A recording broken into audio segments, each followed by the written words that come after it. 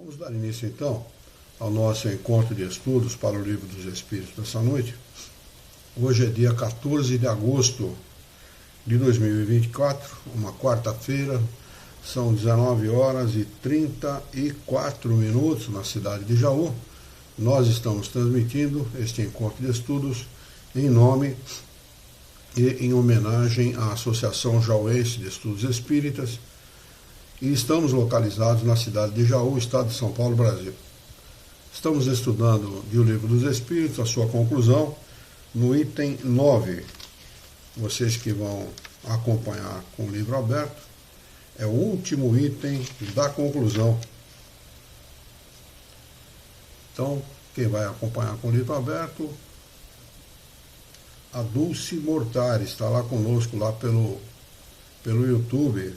Bem-vinda, viu, Dulce? Desculpe pela semana.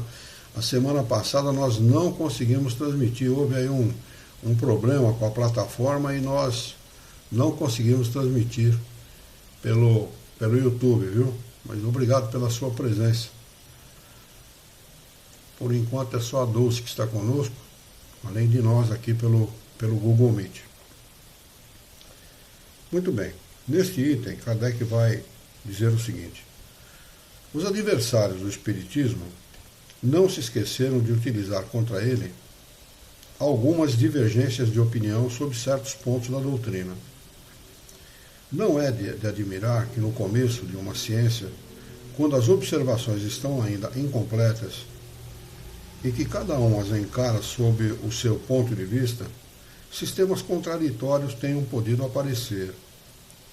Mas 3/4 partes desse sistema já estão hoje aniquiladas diante dos estudos mais aprofundados, a começar por aqueles que atribuam todas as comunicações aos espíritos do mal, como se a Deus fosse impossível enviar aos homens bons espíritos. Doutrina absurda, porque desmentida pelos fatos, ímpia, porque é a negação do poder e da bondade do Criador, ímpia porque é a negação do poder e da bondade do Criador. Tem um ponto final aqui. Os Espíritos sempre nos aconselharam a não nos inquietarmos com essas divergências, pois que a unidade se faria.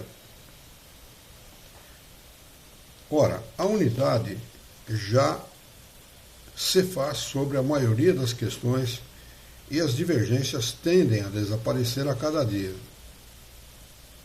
A esta pergunta, abre aspas, esperando que a unidade se faça, sobre o que se pode basear o homem imparcial e desinteressado para formular um juízo? Eis a resposta que nos deram. Pergunta que Kardec fez aos espíritos superiores, viu? Essa pergunta foi feita por Kardec aos espíritos superiores para saber qual era a resposta deles, né? Nunca é demais lembrar aqueles que estudam a doutrina dos espíritos que Kardec muitas vezes discordava dos espíritos. Essa opinião a respeito das coisas, as leis, a teoria que foi nascida da observação e das pesquisas que Kardec fez a respeito de tudo aquilo que está elencado na doutrina dos espíritos, tudo isso, todas essas opiniões, todas essas leis foram formuladas pelos espíritos e não por Kardec.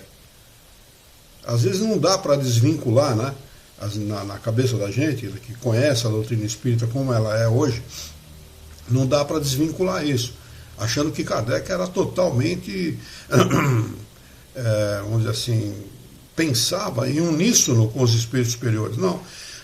Muitas vezes ele discordava. Uma das discordâncias de Kardec é a respeito da reencarnação. Na época haviam teorias e Kardec era partidário dessas teorias. Até que os espíritos foram ensinando Kardec a respeito dela, dizendo para ele, dando motivos lógicos e racionais, e ele passou, ele adotou, ele saiu do sistema no qual ele acreditava e adotou o sistema dos espíritos superiores, né? E às vezes parece muito muito próxima, né? O nome Allan Kardec ou Hippolyte Léon Denis Rivail com a doutrina espírita, mas não é não.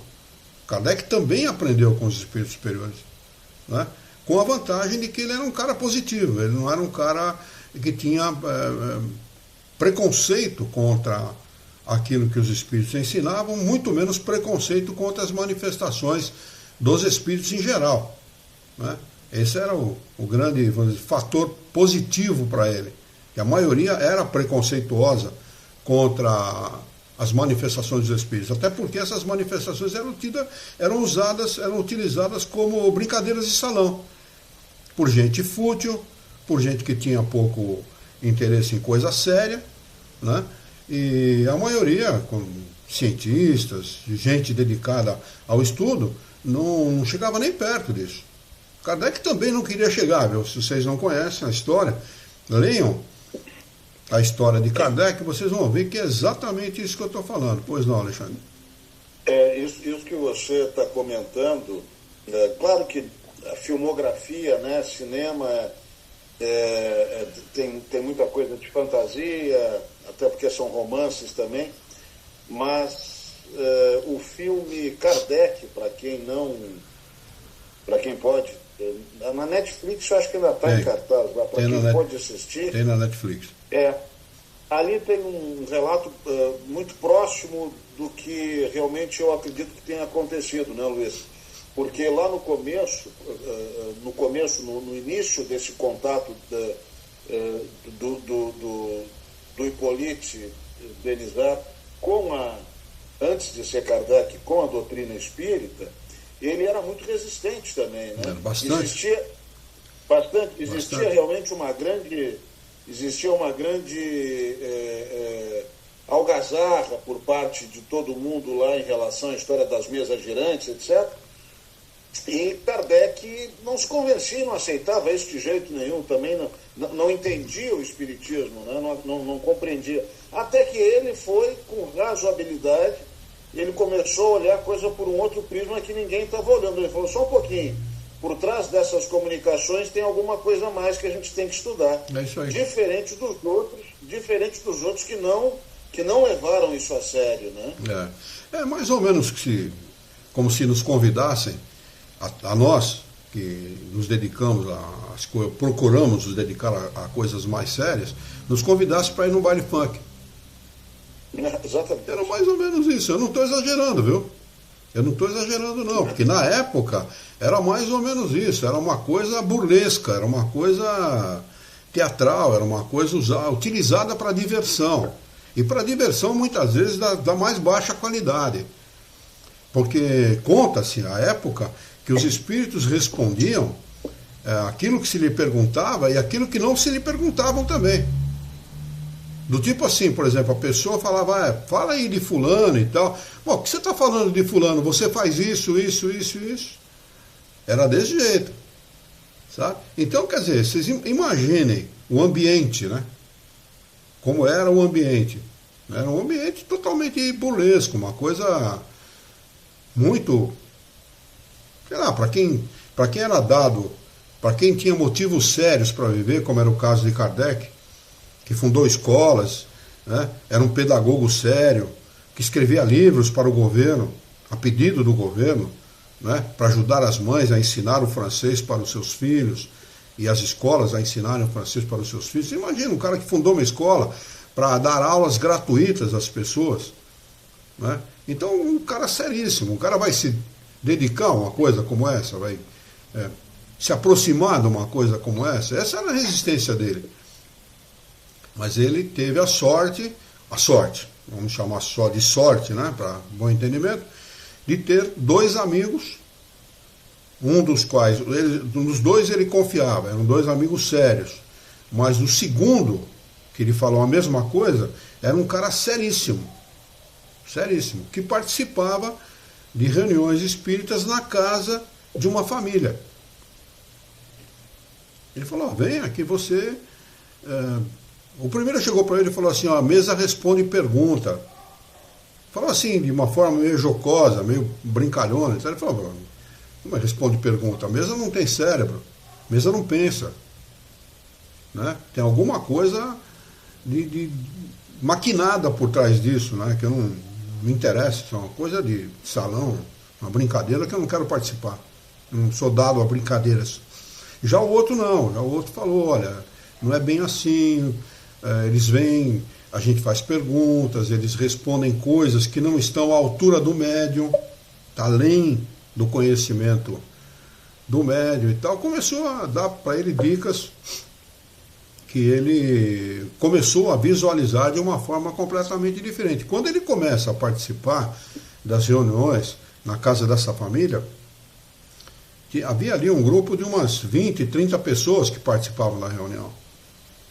Depois que ele começa a elaborar as perguntas e fazer perguntas sérias aos espíritos, esse pessoal se dissipou.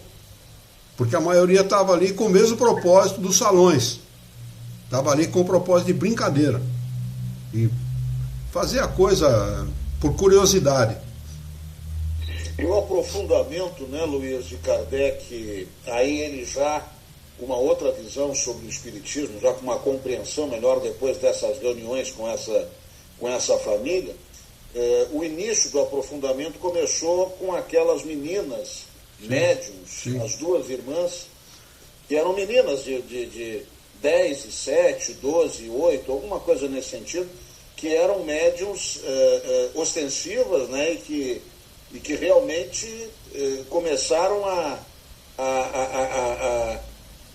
serem ali as intérpretes verídicas, efetivas, práticas do que acontecia, né? E aí sim que se tomou outro rumo, né? Aí acabou se tomando outro rumo. O que chama mais a atenção de Kardec é essas meninas darem respostas profundas a coisas que elas não tinham o menor conhecimento. Como crianças que eram. Né? Não tinham o menor conhecimento. Então começou a chamar a atenção dele. Ele começa a elaborar as perguntas, porque esse foi o grande trabalho de Kardec. Elaborar as perguntas certas e fazer as perguntas certas no momento certo. Né?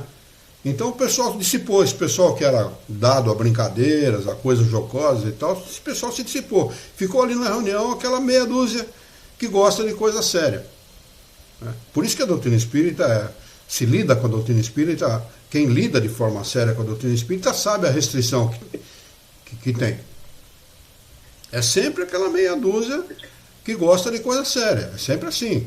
Né? Diferentemente das igrejas, né, que arrebanham multidões e tal, é, né? Diferente. Não tem nada a ver. Estudo da doutrina espírita é o estudo de uma ciência. Né? Quem se dedica à astronomia, meia dúzia. Quem se dedica à química, à física, à matemática, meia dúzia. É a mesma coisa. Né? E a maioria não quer saber do estudo sério. Vêm, encaram a doutrina espírita, ainda como naquela época, com as mesas girantes.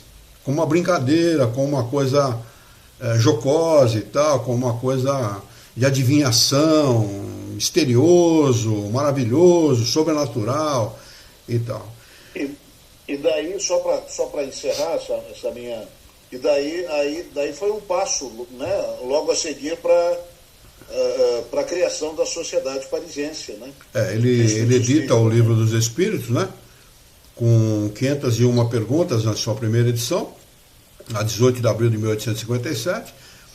Depois, em 58, a segunda edição. Em janeiro, como nós conhecemos, com as 1019 questões.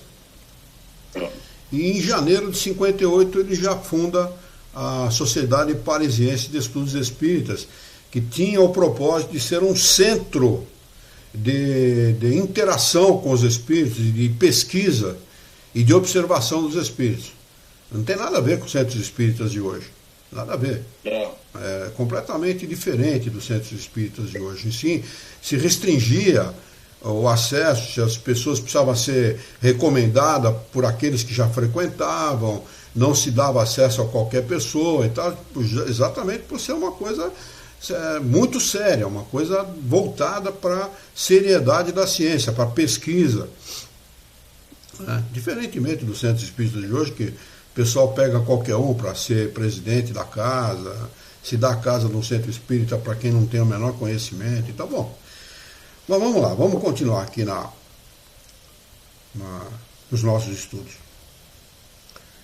Os espíritos respondem o seguinte, abre aspas, a luz mais pura não é obscurecida por nenhuma nuvem. O diamante sem jaça é o de maior valor. Julgai, pois, os espíritos pela pureza de seus ensinamentos.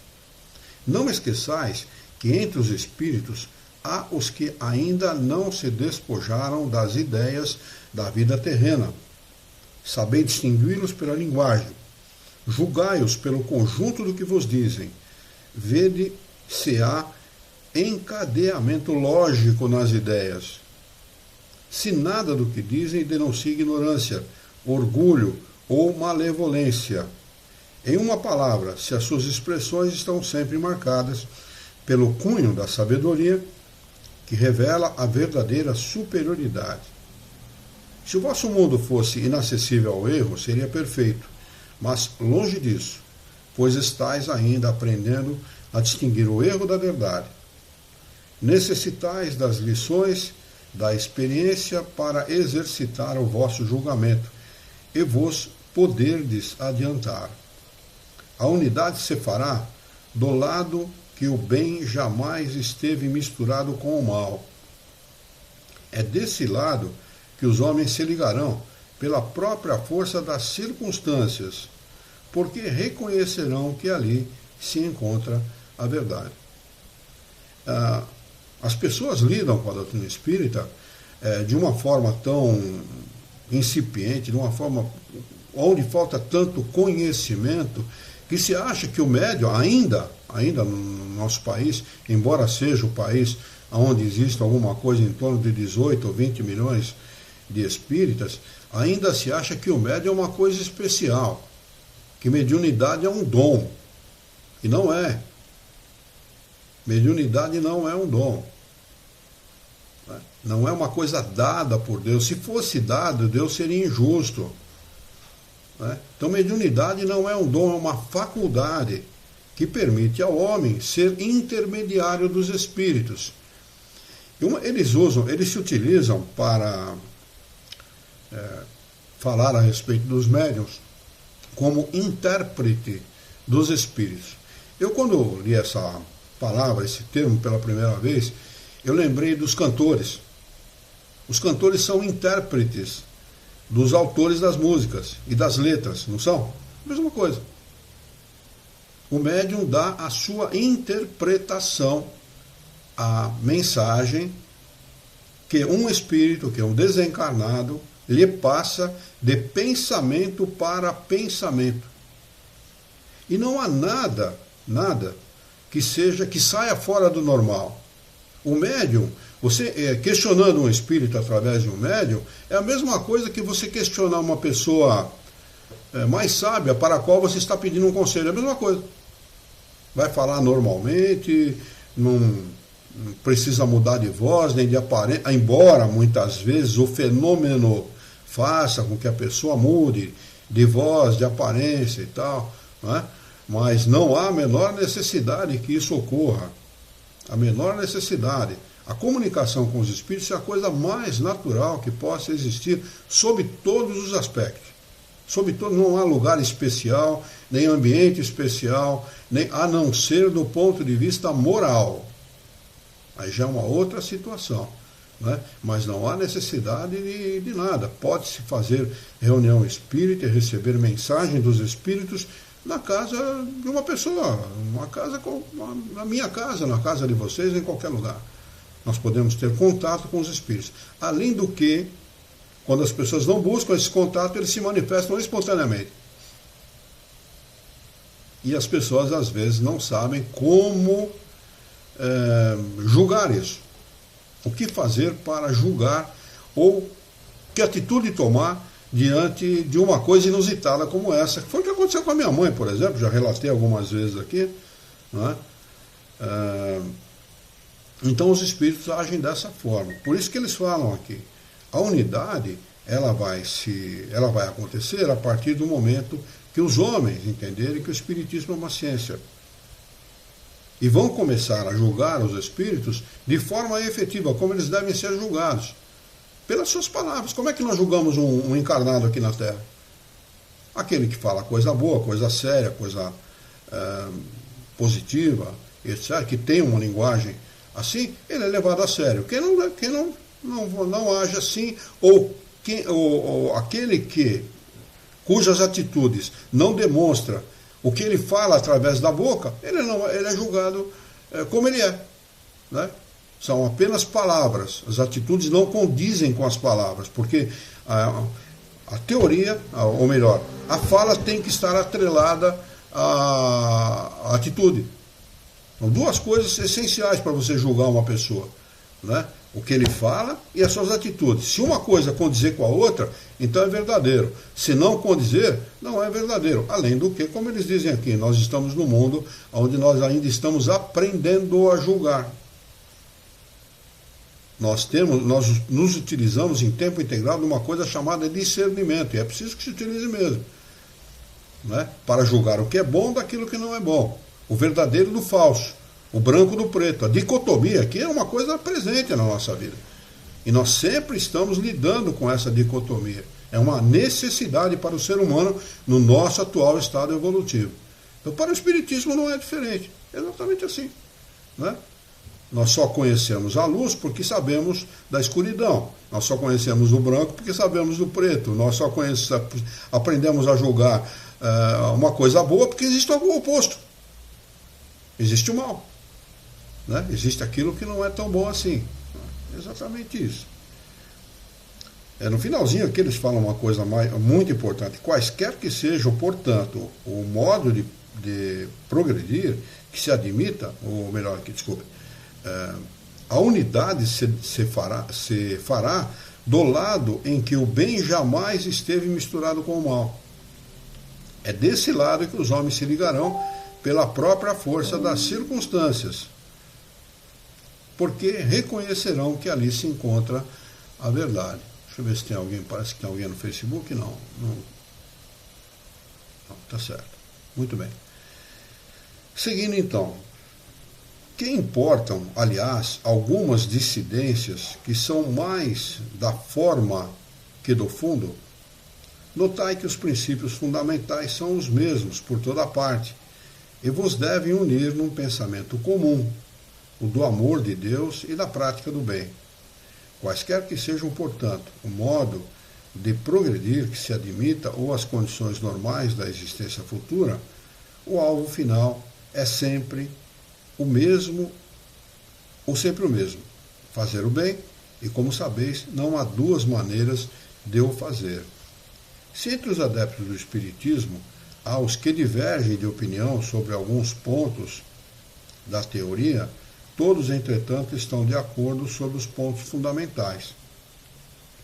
Há, pois, unidade, a não ser da parte dos que, em número muito pequeno, ainda não admitem a intervenção dos espíritos nas manifestações, atribuindo-as a causas puramente físicas, o que contraria o axioma de que todo efeito inteligente tem uma causa inteligente, ou ao reflexo do nosso próprio pensamento, o que é desmentido pelos fatos. Aqui tem um rodapé de número 3, que é do tradutor, do professor José Herculano Pires, que diz o seguinte: Kardec se refere aos espíritos classificados como de primeiro grau, no capítulo 7º destas conclusões, ou seja, aqueles que admitem as comunicações e as estudam como objeto de uma ciência experimental. São os metapsiquistas, ou atualmente os parapsicólogos, enfim, todos os que, no dizer de Morcelli, pretendem criar um espiritismo sem espíritos.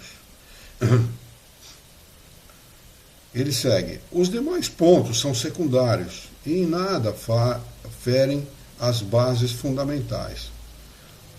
Pode, aliás, haver escolas que procurem esclarecer-se sobre as partes ainda controvertidas da ciência, mas não devem haver seitas rivais e só deveria haver antagonismos entre os que almejam o bem e os que fizessem ou quisessem o mal. Ora, não há um espírita sincero, compenetrado das grandes máximas morais ensinadas pelos espíritos, que possa querer o mal ou desejar o mal ao próximo, sem distinção de opinião. Se uma dessas escolas for errada, cedo ou tarde será esclarecida, desde que haja boa-fé e ausência de prevenções. Enquanto esperam, todas têm um laço comum, que deve uni-las no mesmo pensamento. Todas um mesmo objetivo. Pouco importa, pois, a rota, contanto que ela conduza ao alvo. Ninguém deve impor-se pelo constrangimento material ou moral, que só estaria em caminho falso aquele que lançasse o seu anátema a outro, porque evidentemente estaria agindo sob a ação de maus espíritos. A razão deve ser sempre o argumento supremo, e a moderação assegurará melhor o triunfo da verdade do que as diatribes envenenadas pela inveja e pelo ciúme. Os bons espíritos não pregam senão a união e o amor do próximo, e jamais um pensamento malfazejo, ao contrário, a caridade pode surgir de uma fonte pura. Escutemos sobre esse assunto, para terminar, os conselhos de Santo Agostinho. Agora é Santo Agostinho escrevendo, respondendo aqui para Kardec. Abre aspas. Durante muito tempo, os homens se estralhaçaram e se anatematizaram em nome de um Deus de paz e de misericórdia, ofendendo-o com um tal sacrilégio. O Espiritismo é o laço que unirá um dia, porque lhes mostrará onde está a verdade e onde está o erro. Mas ainda por muito tempo haverá escribas e fariseus, que negarão, como negaram o Cristo. Quereis, pois, saber, sob a influência de quais espíritos estão as diversas seitas que se dividem no mundo? Julgai-as pelas suas obras e pelos seus princípios. Jamais os bons espíritos foram instigadores do mal, jamais aconselharam ou legitimaram o homicídio e a violência, jamais excitaram os ódios dos partidos, nem a sede de riquezas e de honras, nem a avidez dos bens da terra. Só aqueles que são bons, humanos e benevolentes para com todos são os seus preferidos, e são também os preferidos de Jesus, porque seguem a rota indicada por ele. Fecha aspas, assinado por Santo Agostinho. Olha, só essa consideração de Santo Agostinho é suficiente para a gente saber quem está no caminho reto. Né? Aqueles que são ávidos do poder e da riqueza do mundo, da glória do mundo, das honrarias do mundo, eles estão no caminho completamente oposto àquilo que pregam os espíritos superiores. A verdade é essa. Não é? Não há necessariamente, nós temos que nos utilizar de qualquer caminho ditado pelos espíritos para ser bom. Nós podemos ter o nosso próprio caminho, seguir o nosso próprio caminho e praticar a caridade. A unidade de vistas está no fato de que caridade é caridade e bem é o bem, independente de nomenclatura, independente de doutrina. Não há necessariamente, o homem não tem necessariamente que adotar o espiritismo como modo ou método de vida. Mas se adotá-lo, vai ter que estar nesse caminho. Aqueles que fogem desse caminho não são espíritas. Pura e simplesmente isso. Pode adotar um nome, pode adotar a nomenclatura, ou falar de Allan Kardec, ou impostadamente falar a respeito de caridade, etc., mas não estão nesse caminho. Né? São os escribas e os fariseus do passado, né? Que falavam de Deus também, mas cobravam para fazer prece quando morria alguém. Iam lá, e Jesus alertava para isso. Cuidado com aqueles que vestem roupas talares, né? Pois eles expoliam as viúvas, porque iam lá e cobravam tudo que o sujeito deixou, o pouco que ele deixou para a viúva, cobrava para fazer prece pelo morto, né? Assim são muitos daqueles que se dizem espíritas, ou que se dizem católicos, ou que se dizem evangélicos, ou que se dizem qualquer outra coisa, né? Se não tiver no rumo, no caminho da caridade, de fazer o bem pelo bem, única e exclusivamente, sem visar nada ou nenhuma vantagem em função disso, não são. Não pode adotar o rótulo que quiser, né? Mas só rótulo. Porque de conteúdo mesmo não vai ter nada. De conteúdo não vai ter quase nada. Então, é preciso que nós julguemos dessa forma. E assim são os espíritos, viu? Assim são os desencarnados. É uma pena que nós vamos estar ausentes fisicamente durante o curso no Livro dos Médiuns, porque quando nós fazíamos na Associação Jovens de Estudos Espíritas, no finalzinho a gente reservava 15 minutos para exercício. E era muito interessante esse exercício, viu? Era bastante interessante mesmo. Mas nós vamos iniciar o estudo do Livro dos Médiuns e vocês vão ver que não tem nada de excepcional na nossa comunicação com os desencarnados. Os desencarnados se comunicam desde sempre com os homens, desde sempre, desde os primórdios da humanidade. Tanto que Kardec fala reiteradamente, repete reiteradamente que o Espiritismo não descobriu nada. O Espiritismo não inventou nada. Mediunidade, médium, espírito, são coisas que sempre existiram, desde sempre. O que o Espiritismo fez foi organizar, né, num código de leis, né, aquilo que estava esparso. Né, e começa a organizar por este livro, que é o Livro dos Espíritos, né, onde estão contidos, daqui derivam todos os outros 4, né, o Livro dos Médiuns, o Evangelho segundo o Espiritismo, o Céu e o Inferno e a Gênese. Daqui derivam todos eles. Esse aqui é o livro mãe, né, o livro de onde saem todos os outros. Você quer falar alguma coisa, Alexandre? Você falou dos exercícios, né? Como funcionavam? Eram evocações?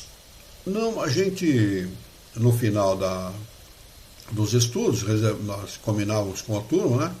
E reservávamos ali 10, 15 minutos, fazíamos uma prece e deixávamos o pessoal as comunicações espontâneas, né? E não se fazia evocação nenhuma, se deixava para ver quem sentia alguma coisa, ou quem via alguma coisa, ou quem escutava alguma coisa e tal, né? E era muito interessante, porque aconteciam coisas assim que falam, nossa, que bacana, eles interagem conosco, eles estão presentes, né? Eles querem se manifestar, eles querem dar a palavra deles, a orientação deles, participar, né? Como todos nós, né, temos esse desejo de participar das coisas, quando se percebe que é uma coisa que se coaduna com a nossa maneira de pensar e de agir, a gente quer avidamente participar e dar a nossa opinião, e a mesma coisa são os espíritos. Não tem diferença nenhuma, a não ser que existem aqueles que têm muito mais conhecimento e aqueles que têm menos conhecimento. Pois não, Érica? Pois não, Érica, pode falar. Você levantou a mão? Sim, eu estive aqui pensando, né, a hora que mencionou a respeito dos exercícios, e sabendo que isso pode ser de maneira espontânea, existe a possibilidade de ocorrer, talvez, alguma coisa durante os estudos e a gente poder entrar em contato, ou ter o senhor, por exemplo, como referência e mencionar, né? De repente o senhor pode depois filtrar o que pode vir a público ou não, ou quem gostaria de manifestar ou não. Não sei, me ocorreu aqui, porque, não sei, pode ser que aconteça, né? Não, pode acontecer manifestações espontâneas, né? Eu não recomendo que, sem conhecimento, se faça isso de forma empírica. Não existe perigo do ponto de vista físico, não existe perigo nenhum, tá bem? Mas é muito útil que tenha ao lado das pessoas que têm mediunidade, que tenha ao lado dessa pessoa alguém que tenha conhecimento, para coordenar, para dirigir os fatos, os acontecimentos, para não deixar a coisa sair da rédea. Porque existe, então, só para complementar, ao lado daqueles que querem o bem, que desejam esclarecer as pessoas, existem os brincalhões, existem os perversos, existem aqueles que desejam burlar, que desejam mistificar, enganar, né? Então, a gente sempre recomenda que tenha alguém com alguma experiência que possa estar ao lado do médium para orientar esse exercício, a fim de que a coisa tome o melhor rumo possível. Oi, filha, a Luciana acabou de entrar. Bem-vinda, viu, filha? Obrigado pela sua presença. Então, que se tenha alguém que possa orientar. Mas é muito bom esse tipo de exercício para que a pessoa se conheça, né? Aprenda a se conhecer. Em que posição ela está neste mundo todo, neste universo. Né? Porque nós também, em última análise, somos espíritos. Com a diferença que nós temos corpo e eles não. Né? Aí sim mora algum perigo. O início da mediunidade é uma coisa muito perigosa, porque normalmente o médium está acompanhado por espíritos, vamos dizer assim, pelos sérios e pelos não sérios. Tá? Neste Kardec alerta, vocês vão ver que existe esse alerta, né? O médium ele vai se educando ao longo do tempo e ele vai mudando a sua companhia espiritual para uma companhia mais séria, pela transformação moral, pelo conhecimento. O conhecimento é fundamental. Quando nós temos conhecimento, nós dirigimos. Né? É mais ou menos a mesma coisa que uma pessoa que tente conduzir um veículo com conhecimento e sem conhecimento. Sem conhecimento ele pode até conduzir, mas ele vai conduzir mal e com muito perigo. E aquele que tem conhecimento de como conduzir adequadamente um veículo, ele vai conduzir bem e com prudência. Ou seja, com o mínimo de perigo possível. Tá? E o perigo para a mediunidade, o escolho da mediunidade está exatamente no fato de que nós não temos como identificar visualmente os espíritos. Nós não temos como identificar. Às vezes eles se apresentam como bonzinhos, como sábios, falam palavras rebuscadas, misturam verdade com inverdade, usam muito da palavra caridade, amor, Deus, Jesus e tal, mas por trás tem um pilantrão. É muito perigoso nesse aspecto. Então o ideal é que se faça isso em conjunto com alguma pessoa que tenha algum tipo de conhecimento, né? Para que a pessoa possa conduzir. Além do que, existe o médium, é muito difícil hoje em dia, é mais difícil. A mamãe tinha esse tipo de mediunidade, a mediunidade inconsciente. Né? E a mamãe, ela se deixava mediunizar e depois você tinha que contar para ela tudo o que aconteceu, porque ela simplesmente não sabia nada do que havia acontecido. Né? Então, pois não, Celso? Pode falar, Celso. Só para acrescentar, né? Lembrando que entre encarnados e desencarnados não há diferença nenhuma. Como aqui entre nós existem as pessoas boas, né? Também tem os patifes, né? No mundo espiritual é a mesmíssima coisa, né? Exatamente. Exatamente. Aliás, mais patife do que gente boa, como tem aqui, né? É uma coisa, entendeu? E esse aspecto que o Celso levantou é tão verdadeiro, e é bem isso que o Luiz também acabou de dizer. Acho que tem muito mais do que aqui. Porque qual é a diferença, né? A diferença patente nessa situação toda. Aqui nós encarnados vemos, pelo olhar, pelo comportamento, pelo perfil, o patife. Dá para entender, dá para compreender, né? Onde é que está se pisando, com quem está do lado. Quando há a comunicação, não, que é o que o Luiz acabou de citar e o que o Celso acabou de referendar também. Quer dizer, a gente não está vendo e é exatamente como funciona aqui. Né? E aí tem aquela história dos pseudo-sábios, que a gente sempre levanta, que é a pior classe. Esse é o pior. São os piores. Deixa eu dar uma boa noite aqui para o Diniz.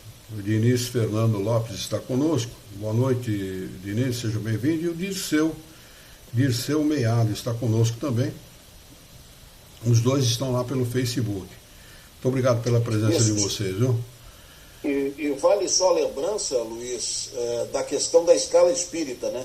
Estudem a escala espírita, né? Isso é muito importante. Importante conhecer, sim. Está no Livro dos Espíritos, questão 100 seguintes.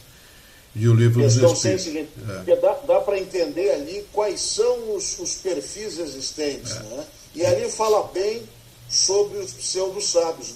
Busquem lá na questão número 100 e seguintes, acho que vai até a 109, 110, que é muito, muito interessante essa compreensão dos perfis aí. Dessa divisão que Kardec faz a respeito das qualidades morais e de conhecimento de cada espírito. É muito importante saber isso, porque antigamente a ideia que se tinha é que todos os espíritos, a partir do momento que se tornavam espíritos, desencarnados, sem corpo físico, tinham conhecimento de tudo, conhecimento geral de todas as coisas. Por isso que ele fala aqui no começo desse último item, não é? Que essa era uma das controvérsias que havia no espiritismo na sua época.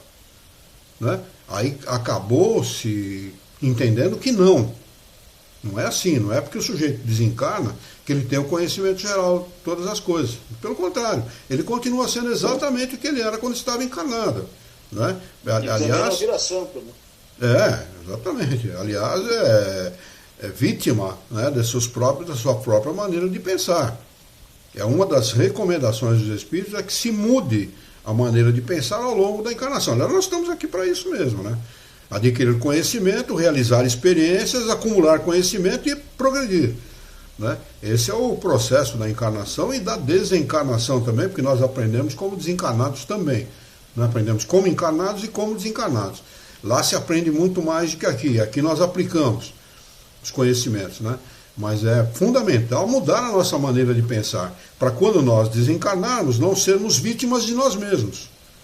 Não. Vítimas da nossa ganância, da nossa imprudência, da nossa falta de honestidade, da nossa falta de caráter, da nossa falta de boa personalidade, enfim, de tudo aquilo que compõe a problemática humana. Né? É fundamental nós mudarmos para melhor. E confiar nos espíritos, viu? Confie no seu espírito guia. É o melhor amigo que cada um de nós pode ter. Não, nem pai, nem mãe, nem ninguém é mais amigo e deseja mais o bem de nós do que o nosso espírito guia, também conhecido como anjo da guarda. Né? Chamem do que vocês quiserem, mas sempre dirijam-se a ele e tenham ele espírito, porque ninguém é ele ou ela, né? Depois que desencarnam, são todos espíritos. Né? Nós chamamos de preto velho, de preta velha, né? Porque nós nos identificamos com o sexo, né? com o gênero. Mas eles não, são todos espíritos. Desencarnam, não são mais ele ou ela, né? Preto ou branco, são todos espíritos. E o nosso espírito guia, anjo da guarda, este é de total confiança, nos deseja o bem, nos quer o bem, procura nos encaminhar pelo caminho correto, pelo caminho certo, e muitas vezes nós não damos ouvido, né?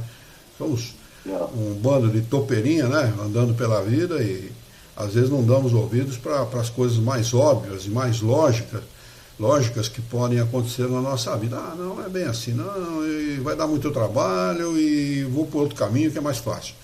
E como nós, é indiscutível. Nós somos pela lei do menor esforço, né?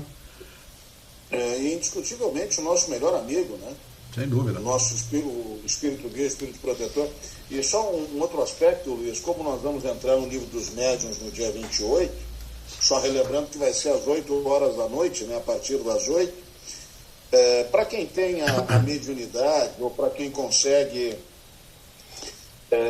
trazer aqui para a vigília, para a manhã seguinte, ao acordar, a lembrança das atividades do espírito, dos encontros que nós temos, e aí eu falo muitas vezes com os nossos amores, né? Sejam os nossos pais, a nossa esposa, o nosso marido, enfim, aqueles que já desencarnaram. Só voltando na questão de que desencarnou não vira santo, ou seja, quem tem essa capacidade de lembrar vai perceber que nesses encontros nós continuamos acompanhando o comportamento, verificando e perseverando ali que o comportamento do nosso amor que passou para o outro lado do caminho continua sendo exatamente igual. Não muda. Eu falo isso porque já tive várias oportunidades, o Luiz também, de encontrarmos as pessoas que nós amamos e percebermos, né, que nas conversas, nos olhares, nos gestos, nas orientações, continuam sendo exatamente os mesmos. Né? Então não há mudança nesse sentido, né? Não há o sobrenatural, o lindo, maravilhoso, tudo que fantasiam aí sobre o Espiritismo.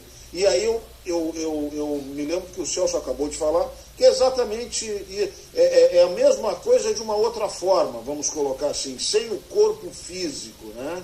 As coisas continuam sem a visão física, né?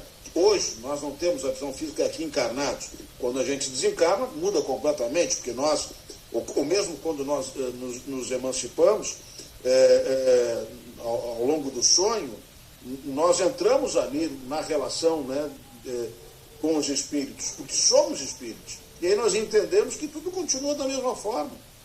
Né? Quem tem a capacidade da lembrança, isso muitas vezes é um mérito, né? Ou muitas vezes é um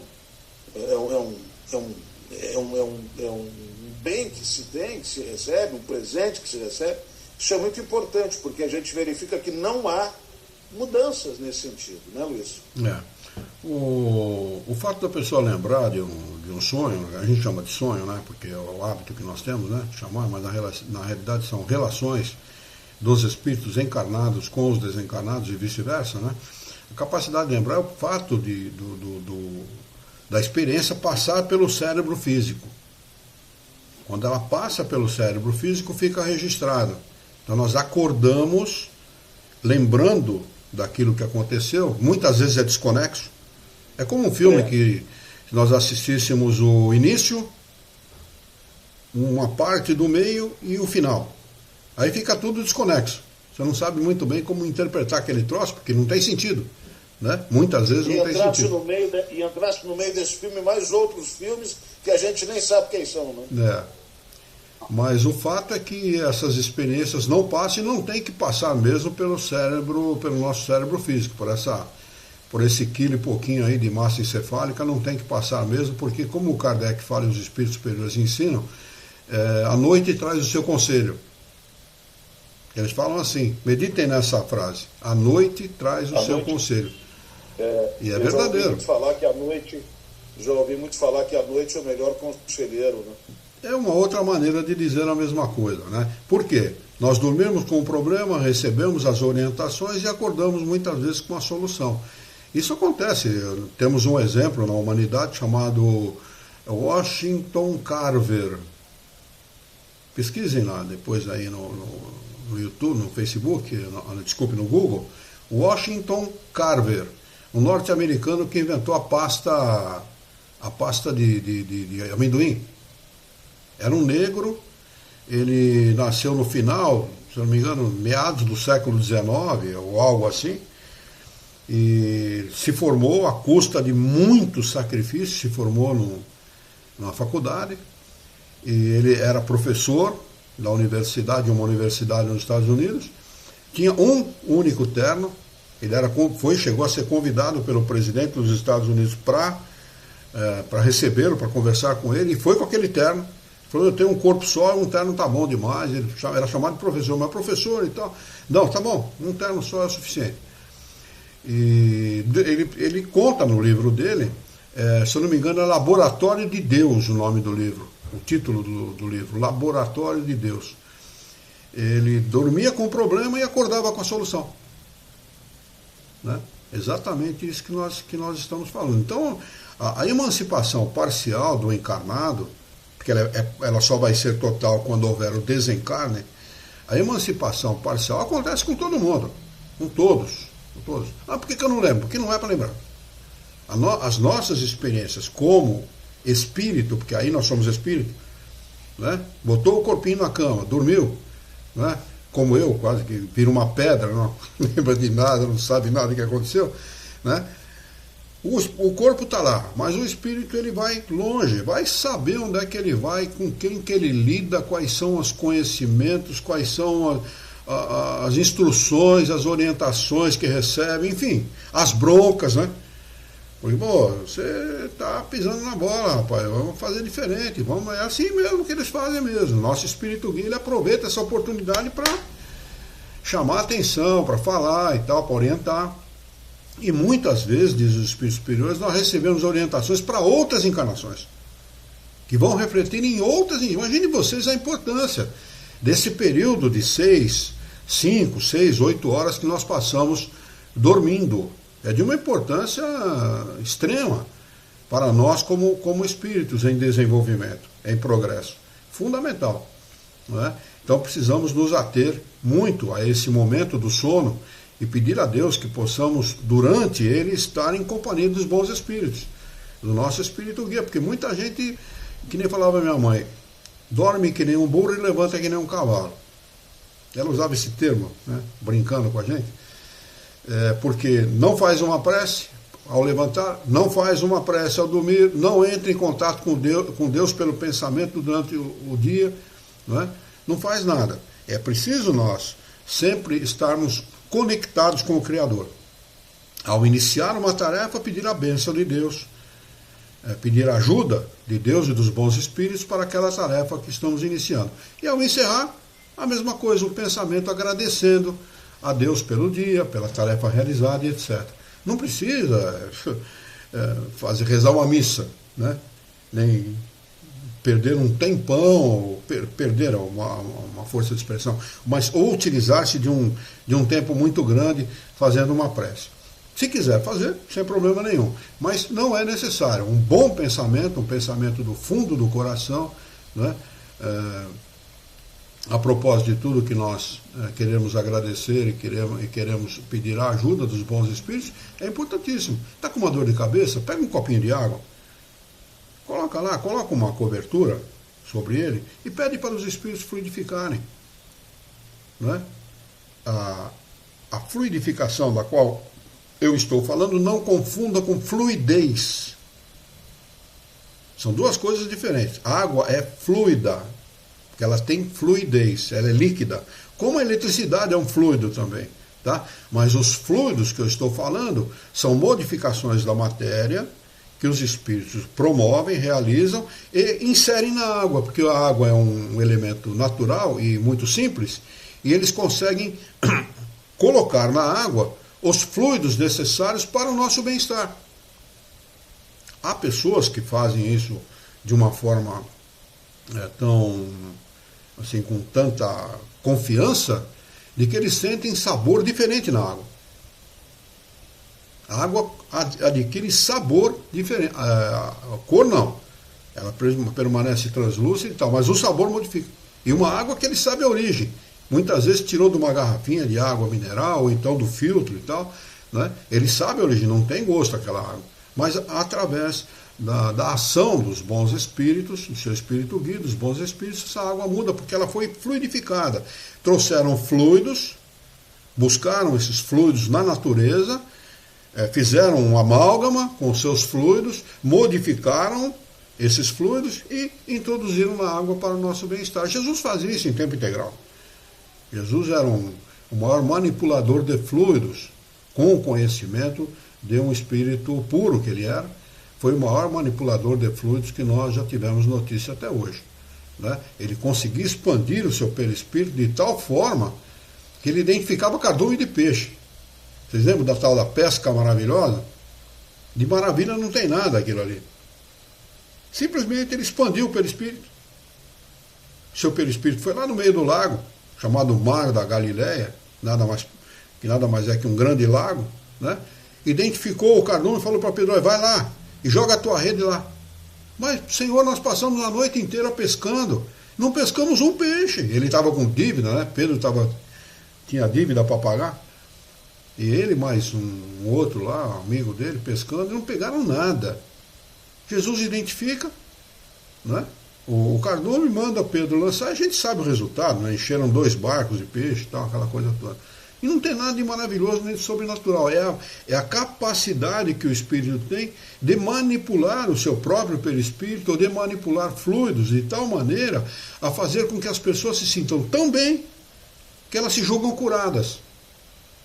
Quando Jesus conversava com aqueles que ele curava, ou se julgavam curados, que não estavam curados, Jesus nunca curou ninguém, né? Jesus ele manipulava os fluidos de tal maneira que a pessoa se sentia muito bem. Mas por que ele nunca curou ninguém? O que ele falava para as pessoas? Ele dizia assim: vá e não peques mais para que não suceda pior. Pô, se pode suceder pior é porque o problema está lá. E o problema não é no corpo. O problema é no espírito. Né? Então, assim é que a gente pode retratar como um espírito com conhecimento, encarnado ou desencarnado, pode manipular os fluidos. Se vocês não têm conhecimento sobre magnetismo humano, né, procurem saber, viu? Está inteiramente associado à doutrina dos espíritos. Mesmer, ou mesmerismo, Franz Anton Mesmer. Procurem conhecer essa pessoa, um sujeito que viveu há muito tempo atrás. Ele deu sequência a estudos que já haviam, conhecimentos que já existiam, e ampliou esses conhecimentos, né, e curava pessoas com imposição de mão. É possível, plenamente possível. Você pode modificar as disposições orgânicas da pessoa de tal forma que ela pode ser curada, através do magnetismo humano, ou seja, do fluido vital. Aí, estudando a doutrina espírita, nós aprendemos sobre fluido vital. É um fluido que nós recebemos ao encarnar. Ele é que dá ânima, que dá vida ao nosso corpo. E nós, alguns têm em quantidade maior e outros têm em quantidade menor. Né? Os que têm em quantidade maior, a gente diz: nossa, o sujeito é ligado no 220. Essas criancinhas que nascem, né, 2, 3 aninhos de idade, corre para lá e corre para cá e corre não sei para onde. A gente fala: nossa, que bom se a gente tivesse essa vitalidade toda. E a gente está falando, enunciando uma verdade muito grande. É vitalidade mesmo. É vida, né, dada por essa quantidade de fluido vital que os espíritos recebem ao encarnar. Uns recebem mais, outros recebem menos, mas todos nós temos. Esse é o magnetismo. Esse é o magnetismo humano. É a capacidade que a pessoa tem de manipular o fluido vital, para o bem ou para o mal, viu? Para o bem ou para o mal. Porque ele pode, inclusive, manipular de forma a prejudicar, quando ele lança pensamentos negativos de ódio, de inveja, de ciúme, de raiva e tal contra alguém. Ele está lançando dardos. Esses dardos nada mais são do que esse fluido vital sendo lançado contra aquela pessoa que é vítima dos seus pensamentos.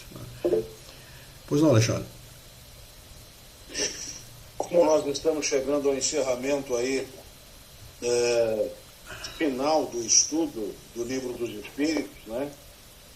E como dissemos aí, começamos lá no início de 2022, ou talvez até um pouco antes. Eu acredito que, em nome de todos, aí eu tomo essa liberdade, em nome da Érica, em nome do Celso, em nome de todos os amigos que nos ouvem pelas plataformas. Certamente, se tivessem a voz presente agora, acredito que me acompanhariam. Eu queria fazer um agradecimento ao Luiz por poder nos proporcionar, com o seu conhecimento, com a sua experiência, com a sua vivência de mais de 50 anos no Espiritismo. Eu queria agradecer a você, meu amigo Luiz, pelos ensinamentos, pela dedicação, pela tua profunda e sincera vontade e capacidade e talento, tua oratória, e enfim, esse ser que você é e nos proporcionou ao longo, a mim principalmente, né, que comecei junto com você lá desde o primeiro, do primeiro estudo, e depois aos amigos todos que vieram chegando, e certamente também tem essa mesma sensação, né, de prazerosa, de agradecimento, de terminarem sempre um encontro com algo a mais, né, com um acréscimo de algo, né, que é o conhecimento, né, que é o conhecimento da doutrina, e que nós sabemos que você, na verdade, é um intermediário desse processo todo, que Kardec começou e hoje está tão atual, né? Então, muito obrigado a você, muito obrigado realmente a tua boa vontade, a tua capacidade e ao carinho que você sempre demonstrou com todos e o cuidado com a doutrina espírita. Muito obrigado. Eu aqui imensamente agradeço a todos vocês. Para mim é uma honra ter pessoas dedicadas e com boa vontade que gostam e desejam conhecer a doutrina dos Espíritos, né?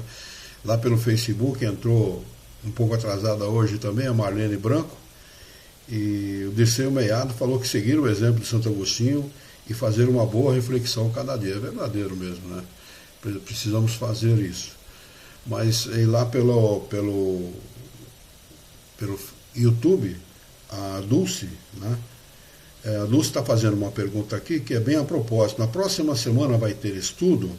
Gostei muito desse grupo. Olha, Dulce, quem gostou de você fomos todos nós, viu? Muito obrigado, viu, por participar de uma forma assim tão séria, né, dos nossos estudos. Nós vamos dar início, sim, mas não na próxima semana. No dia 28, nós vamos começar o estudo do Livro dos Médiuns. Dia 28 de agosto, 28 de 8 de 2024, com início às 20 horas, nós vamos iniciar estudando este livro aqui, ó, o Livro dos Médiuns, tá bem? Então eu quero chamar a atenção de vocês, quem não tem o Livro dos Médiuns da LAC, editora LAC, aqui ó, tradução de José Herculano Pires, se eu não me engano está aqui o nome, deixa eu ver, é isso mesmo, tradução de José Herculano Pires, que para mim está ao contrário, viu? As letras aparecem ao contrário como no espelho, tá bem? Quem não tiver e quiser acompanhar com esse tradutor, se vocês estiverem em casa e quiser usar o livro que tem, não tem problema nenhum. Mas quiser acompanhar com o tradutor José Herculano Pires, no Mercado Livre, eles disponibilizam os livros da LAC, inclusive nessa forma, a espiral, que é mais fácil para a gente manipular. Que a forma brochura, com o tempo ela acaba estragando, ela acaba estourando, né? Então, procurem lá no Mercado Livre, e se vocês quiserem adquirir, podem adquirir a obra, os 5 livros de Kardec, dessa forma aqui, que para estudar é muito mais fácil. Que depois desse Livro dos Espíritos, se tudo der certo, nós vamos passar pelo livro O Evangelho segundo o Espiritismo, que é a obra que dá sequência aos estudos, tá bem? Mas eu quero convidar a todos vocês, quero agradecer, dizer para mim que é uma grande honra estar ao lado de vocês, porque não existe nada mais prazeroso que você falar de doutrina espírita para quem quer ouvir. E para quem leva isso de forma séria, né? De maneira a ampliar os seus conhecimentos. Porque esse é o propósito. Eu, por mim, não me considero um professor, nem me considero um divulgador da doutrina, não me considero nada. Eu sou um estudioso da doutrina como todos vocês, né? Estou na 9ª vez que eu estudo o Livro dos Espíritos. Se eu não me engano, eu vou agora com essa abertura no dia 28, é a 5ª vez que eu vou estudar o Livro dos Médiuns. Então, para mim é um prazer enorme poder adquirir esse conhecimento que os Espíritos Superiores trazem para nós. E eu sei que isso tem impacto na vida das pessoas. E um impacto muito positivo, porque esclarece. Esclarecendo, diminui a nossa ansiedade, diminui as nossas incertezas, diminui a nossa descrença em Deus. Porque, em última análise, nós somos, de certa forma, descrentes, porque não sabemos o porquê crer. Não é? O homem, se crê, ele tem que saber por que ele crê. Não é? Crer de forma lógica. A fé ela só pode ser sólida se ela for raciocinada. Se ela não for raciocinada, ela jamais será sólida. Ela pode ser fruto de uma fé, mas não fruto de uma confiança irrestrita. São duas coisas diferentes. A pessoa acreditar é uma coisa, a pessoa ter uma confiança irrestrita em Deus não depende dos fatos. Porque embora aconteça na vida dela qualquer coisa que pode acontecer, ela nunca vai perder essa confiança em Deus. Nunca, em hipótese alguma. E é isso que o Espiritismo traz, essa confiança irrestrita no Criador. É isso que precisa ter, para o nosso dia a dia. Porque depois que nós realizamos os nossos estudos, que nós vamos para o nosso dia a dia, que nós vamos lá lidar com as tribulações da vida, é nós conosco mesmo. É nós com a vida. É nós com o dia a dia, nós com os problemas. E aí é que mora, é aí é que vai fazer a diferença os conhecimentos que a gente tem a respeito de todas as coisas. Eu repito, para mim é um imenso prazer. Obrigado, Celso. Obrigado, Alexandre, Érica. Obrigado a Dirce, a Dulce, desculpe, Mortari, lá de Bauru. E a Dulce diz que tem o livro, sim. A vocês que estão aí, a Marlene, que está sempre conosco, o Dirceu Meiado, o Diniz, né, que está conosco essa noite também, todos vocês que participam dos nossos estudos, muito obrigado pela presença. Se vocês quiserem, são 20 para as 9, que se cada um quiser falar o que o Espiritismo trouxe para as suas vidas, eu posso abrir aí 2, 3 minutinhos para cada um para a gente encerrar. O que vocês acham? Vale a pena? Opa! Então vai, pode começar. Quem quer começar? Érica? Eu começo, Luiz. Pois não. Bom, eu como já nasci num lar espírita, né? Neto e filho de espíritas, o espiritismo é tudo na minha vida, né? Eu nem sei como é que pode haver uma outra forma de viver a não ser seguindo a linha espírita. Mas fazendo minhas as palavras do Alexandre, agradeço muitíssimo a tua paciência e a tua dedicação, né, ao ensino espírita e a tolerância que tem sido com a nossa ignorância. Um grande abraço aí para vocês todos. Muito obrigado. Érica, quer falar alguma coisa? No último encontro, o senhor havia pedido, né, que a gente pensasse em algumas palavras, e podendo voltar depois de um tempo longe dos estudos, eu reencontro a paz, a serenidade, a esperança, a responsabilidade, o compromisso e o respeito. Eu não consegui resumir em uma palavra, mas foram essas aquelas que mais me representam hoje, junto ao Espiritismo. É isso. Eu agradeço e também faço as palavras do Alexandre. Muito obrigada por ter reencontrado o senhor na minha vida. Nada é por acaso, né? Nada é por acaso, né? Nada é por acaso. A gente acha que o acaso é uma coisa que acontece na nossa vida, mas nada é por acaso. Sim. Eu resumiria o Espiritismo, né, ou esse acesso ao Espiritismo, principalmente nos últimos 3 anos da minha vida, eu resumiria a força que me conduz e que me faz seguir, né, enfrentando o dia a dia, né?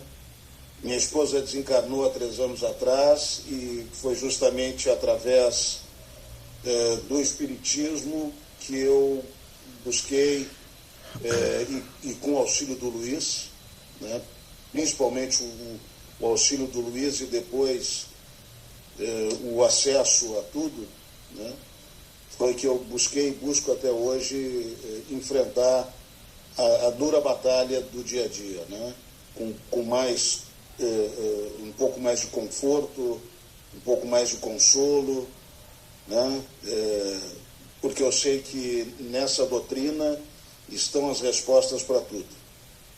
E quem puder, seja por qual motivo, não precisa necessariamente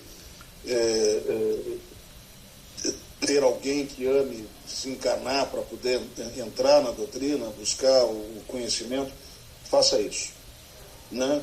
Não tenha um motivo,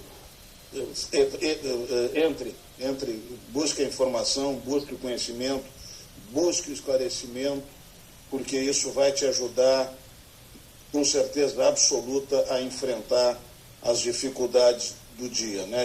Eu sempre digo que não existem dias fáceis na minha vida, né? Tem dias difíceis e tem dias que são mais difíceis, e o Espiritismo ele me ajuda muito, E, mais uma vez, eu faço aqui um agradecimento público ao Luiz por toda a amizade, todo o carinho, toda a parceria, e que bom ter o Luiz na nossa vida. Eu digo que bom ter o Luiz na minha vida, né? Como um grande amigo que é, um grande conhecedor e que me auxiliou e me ajuda muito, né? Então, eu resumiria dessa maneira. Acho que o Espiritismo para mim hoje é tudo. E como o Celso falou, que o Celso ainda tem essa experiência familiar, eu nunca tive, né? Eu tive acesso ao Espiritismo agora, há 30 anos atrás. Então, vocês que estão nos ouvindo, busquem o Espiritismo, porque vai ajudar a vida, vai ajudar a melhorar a vida de vocês, com certeza. É isso aí. A Dulce Mortari, lá de Bauru, ela disse que o Espiritismo é o meu norte. Sou profundamente grata ao mestre Kardec. A Marlene Branco disse: eu também não saberia viver sem o Espiritismo. E ela embaixo escreve que a filha desencarnou aos 33 anos em 2011. Eu enfrentei com muita força que o Espiritismo me deu. Mas estão as vicissitudes da vida, né? Cada um tem seus problemas e nós estamos aqui exatamente para aprender a administrá-los, não é? Com vontade, com coragem, com confiança e, sobretudo, com confiança irrestrita no Criador. Isso é que o Espiritismo nos ensina. Confie sempre, né? Nós vamos fazer a nossa prece de encerramento. E antes eu quero lembrar mais uma vez, dia 28, no próximo dia 21, nós não teremos o nosso encontro de estudos, tá bem? No próximo dia 28 de agosto, 28/8/2024, com início às 20 horas, não mais às 19h30, com início às 20 horas, nós vamos dar início ao estudo, então, do livro dos médiuns, tá? Que é sequência do estudo introdutório, do estudo teórico, que é o livro dos Espíritos, tá bem? Passamos aí para a parte prática. Quem sabe no futuro a gente possa reunir todos num grupo só, em algum lugar, né, para nós conversarmos a respeito de doutrina e fazermos um exercício mediúnico. Quem sabe, né? Nada é impossível, não é verdade? Mas vamos lá. Convido a todos, então, a esquecerem os seus encontros e desencontros desse dia, para elevarmos o nosso pensamento e mentalizarmos a figura excelsa e amiga do nosso Mestre Jesus. Juntos com Jesus, vamos nos dirigir ao Criador, ao Senhor da vida, fonte inesgotável de paz, de amor, de bondade, de misericórdia e justiça, para agradecê-lo muito por esta oportunidade. Encerramos hoje, Senhor, os estudos do Livro dos Espíritos. Mais uma vez, que ela possa ser sempre a penúltima e não a última. Que nós possamos dar continuidade a esses estudos e entesourá-los em nossos corações, sobretudo praticando-os, aplicando-os no nosso dia a dia, nos nossos relacionamentos com o nosso próximo, com os nossos familiares, com os nossos amigos, especialmente com aqueles que nos causam contrariedades. Dá-nos a força, Senhor, para que nós possamos transformá-los em nossa vida na palavra-chave para o nosso progresso espiritual, que é a caridade. Obrigado, Senhor. Ajuda-nos, dá-nos força, coragem, bom ânimo, alegria de viver, entusiasmo, para que nós possamos trabalhar e dignificar a vida. Dá-nos também a força necessária para que nós possamos conduzir a própria existência por um profundo e sincero respeito pelo nosso próximo. Em teu nome, Senhor, em nome de Jesus, em nome dos bons espíritos, em nome do nosso diretor espiritual e de toda a sua equipe, nós declaramos encerrado o nosso encontro de estudos dessa noite, e que assim seja.